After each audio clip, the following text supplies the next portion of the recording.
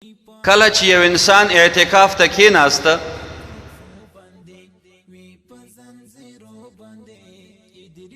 بیا به د اعتکاف خانې نه بغیر د ضرورت شرعي او ضرورت طبعي نه باندې نشي وتلی.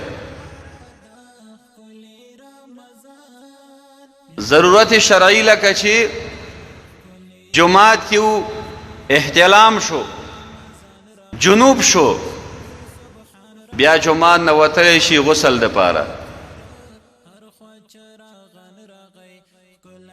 یا اعتکاف ته ناست دی په صغیر جماعت کې هلته جمعې مونځ نه کیږي، نو بیا په ورځ د جمعې کې جمعې مانځه ته راتلی شي.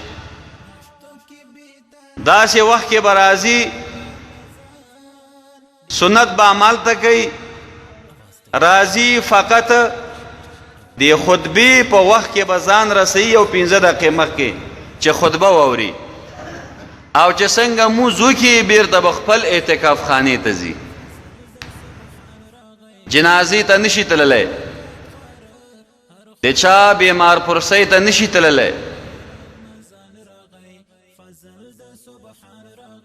او کچیرته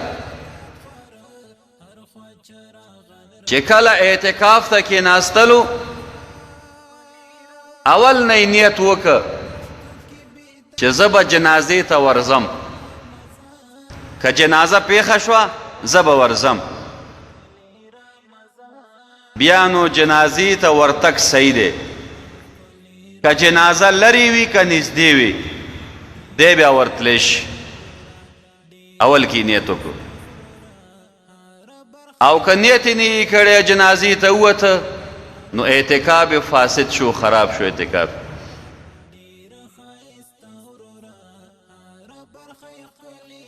او چې کله یو انسان دې لپاره چې ګرمي دی بدن مې یخ شي غسل کوي، خاص د بدن د یخولو په خاطر باندې د اعتکاف خانې نه نشي وتلی.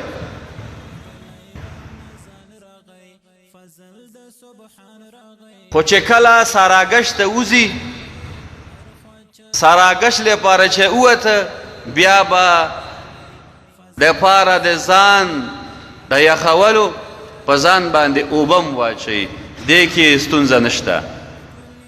خو صرف د ځان یخولو په خاطر باندې چې ګرمي مې کیږي په ځان باندې اوبه واچوم دا صحیح نه دی.